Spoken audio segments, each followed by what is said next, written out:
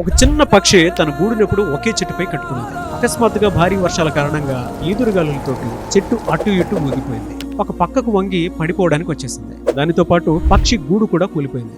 ఆ రోజు రాత్రంతా వర్షంలో తడుచుకుంటూ ఆ చెట్టు కిందే నిలబడిపోయింది ఆ పక్షి. మరుసటి రోజు లేచిన తర్వాత అటు ఇటు చూసి నాకు ఇక్కడ తెలిసిన వాతావరణం చాలా సౌకర్యంగా కూడా ఉంటుంది. ఇలాంటి వాతావరణం నాకు అలవాటైపోయింది. నేను ఇక్కడి నుంచి ఎందుకు బయటికి వెళ్ళాలి అనుకునేటువంటి ఉద్దేశంతో మళ్ళీ ఇంకొక గూడిని అదే చెట్టుపై కట్టుకుంది.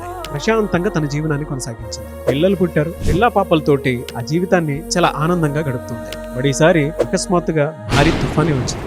ఆ తుఫాను కారణంగా చెట్టు నేల కొరిగింది. కట్టుకున్న గూడు కూడా పోయింది. దాంతో పాటు పక్షి పిల్లలు కూడా చనిపోయారు. అదంతా చూసినటువంటి పక్షి ఒక్కసారిగా గుండెలు పగిలేలాగా కన్నీరు మున్నీరైంది.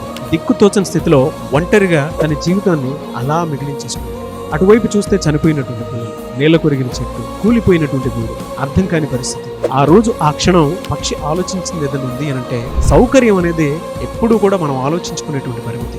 ఈ రోజు ఈ క్షణం బాగుంది కదా అని మనం కంఫర్ట్ జోన్ లో గనక మన జీవితాన్ని ఉంచగలిగితే భవిష్యత్తులో రాబోయేటువంటి ప్రమాదం చాలా ఎక్కువగా ఉంటుంది అనేటువంటి విషయాన్ని అర్థం చేసుకుంది. ఎంటైర్ ఇన్సిడెంట్ మనకేం సూచిస్తుంది అనంటే పరిస్థితులు మన కోసం ఎప్పుడూ మారు, మనమే పరిస్థితులను అర్థం చేసుకుని మారాలి. ఒక్కోసారి పాత బంధాలు, పాత ఉద్యోగాలు, పాత నమ్మకాలతోటి మన జీవితం మొత్తం ఆక్రమించిపోయి ఉంటుంది. ఆ క్షణానికి, ఆ సమయానికి ఏదో బాగుంది, ఇక్కడే ఉంటే బాగుంటది కదా అనుకునేటువంటి ఆలోచన మనకు రావచ్చు. అప్పుడు అది బాగానే ఉండొచ్చు. కానీ భవిష్యత్తులో ముందుకు వెళ్లే కొద్దీ అది తెలియకుండానే మన జీవితాన్ని నాశనం చేసేసి ఉంటుంది. అలాగే మన పాత అలవాట్లతోటి కూడా మన జీవితాన్ని నాశనం చేసేసుకుంటూ ఉంటాం. ఈ పాత అలవాట్ల నుంచి, పాత బంధాల నుంచి, పాత నమ్మకాల నుంచి మీరు బయటపడాలి అనుకున్నటువంటి వాళ్ళు ఎవరున్నా సరే ఆగస్ట్ 10న ఫుడ్ మనీ సైకాలజీ అని నేను ఒక క్లాస్ కండక్ట్ చేయబోతున్నాను. దానికి గనుక మీరు ఎన్రోల్ చేసుకోవాలి అని అంటే స్క్రీన్ మీద కాంటాక్ట్ నెంబర్ కనిపిస్తుంది, దానికి మీరు అప్రోచ్ అవ్వండి.